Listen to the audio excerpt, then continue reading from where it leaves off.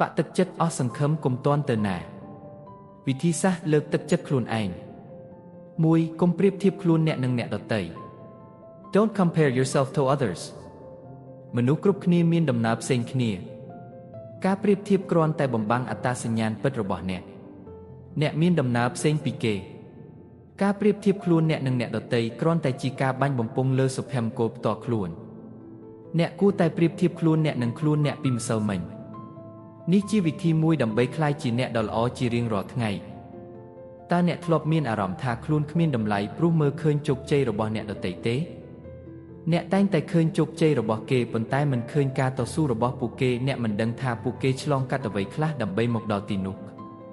ចូលប្រៀបធៀបខ្លួនអ្នកនឹងខ្លួនអ្នកម្សិលមិញគ្រប់ថ្ងៃដែលអ្នកខិតខំអ្នកឈ្នះអ្នកមិនត្រូវធ្វើដូចគេទេដើម្បីក្លាយជាអ្នកជោគជ័យ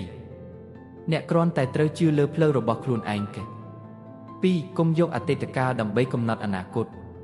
Your past doesn't define your future កំហុសម្សិលមិញមិនមែនជាការបរាជ័យទេប៉ុន្តែជាភាពនៃការលូតលាស់អតីតកាលរបស់អ្នកមិនមែនជាអត្តសញ្ញាណរបស់អ្នកទេវាជាផ្នែកមួយនៃរឿងរ៉ាវរបស់អ្នកប៉ុន្តែមិនមែនជាទំព័រចុងក្រោយទេអ្នកអាចផ្លាស់ប្ដូរបាន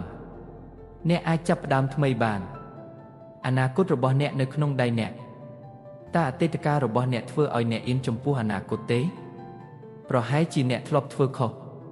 ប្រហែលជាអ្នកធ្លាប់បរាជ័យប៉ុន្តែវាមិនមែនជាផ្លូវចុងក្រោយទេវាគ្រាន់តែជាផ្លូវកាត់មួយក្នុងផ្លូវដ៏វែងឆ្ងាយ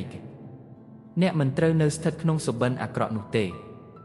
អ្នកអាចសរសេរទំព័រថ្មីមួយអ្នកអាចក្លាយជាមនុស្សថ្មីកុំឲ្យអតីតកាលប្រាប់អ្នកថាអ្នកជាអ្នកណាអ្នកជាអ្នកដែលអាចសម្រេចអនាគតរបស់ខ្លួនចាប់ផ្ដើមថ្មីថ្ងៃនេះអនាគតកំពុងរងចាំអ្នក 3% ជារៀងរាល់ថ្ងៃគឺលទ្ធផលដ៏អស្ចារ្យ 1 Better every day massive growth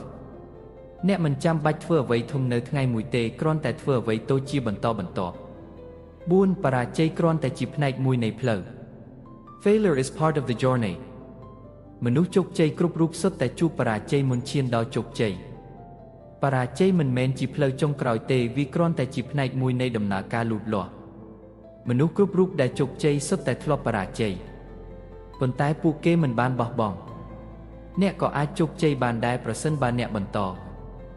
តើអ្នកធ្លាប់បរាជ័យទេតើអ្នកធ្លាប់មានអារម្មណ៍ថាវាបញ្ចប់ហើយអ្នកមិនមែនម្នាក់ឯងទេគ្រប់គ្នាសុទ្ធតែធ្លាប់បរាជ័យប៉ុន្តែបែបបទដែលពួកគេឈ្នះគឺដោយការបន្តបរាជ័យគឺជាគ្រូបង្រៀនដ៏ល្អបំផុតវាបង្ហាញអ្នកពីអ្វីដែលត្រូវផ្លាស់ប្ដូរវាបង្ហាញថាអ្នកកំពុងខិតខំកុំឲ្យបរាជ័យបញ្ឈប់អ្នកឲ្យវាជួយជំរុញអ្នកដំណើរនៅមុខនេះមិនទាន់ចប់ទេបរាជ័យគ្រាន់តែជាផ្នែកមួយកុំបោះបង់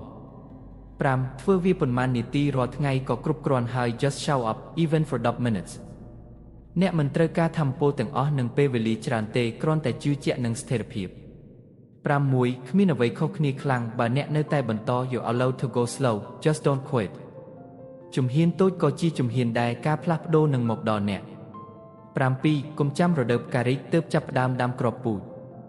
Don't wait for the right time create it ពេលវេលាដ៏ល្អឥតខ្ចោះគឺឥឡូវនេះ 8. អ្នកស្ថិតនៅទីនេះដោយហេតុផលមួយ You're here for a reason ជីវិតអ្នកមានតម្លៃចូលជឿលើបេសកកម្មផ្ទាល់ខ្លួន 9. អ្នកអាចធ្វើវាបានសូម្បីតែពេលមិនជឿលើខ្លួនឯង Believe in action not just confidence Confidence doesn't always come first ធ្វើវាឲ្យបាននឹងធ្វើឲ្យមានជំនឿ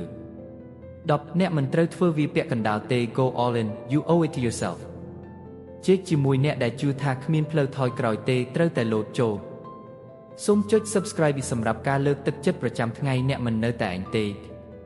ជួបគ្នាវីដេអូក្រោយ